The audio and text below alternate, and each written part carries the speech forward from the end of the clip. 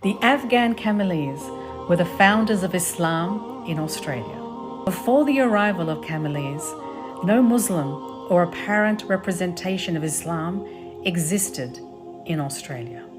Most immigrants were from Christian Europe, and the Chinese immigration were mainly Confucian or Buddhist. In the 1860s, Afghans built the first Australian mosque, originally a rough outback shelter.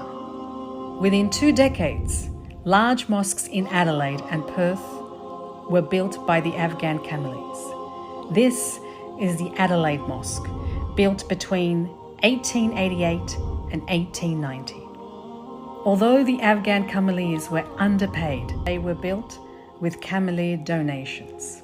For most of their time, the Afghan camels were on the road, and although far from their mosques, 5 daily prayers were always maintained.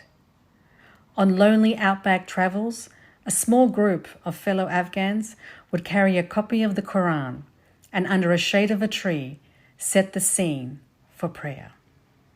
Their prayer was a crucial part of their life since it made them steadfast in their faith. Prayer fostered unity amongst them.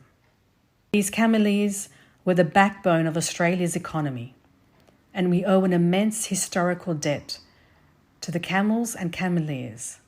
Historian Christine Stevens writes, "Without the Afghan cameleers and their camels, the progress and expansion of European settlement would not have been possible on the same scale for a further 50 years, which means these Afghan cameleers brought forward the establishment of an Australia by 50 years.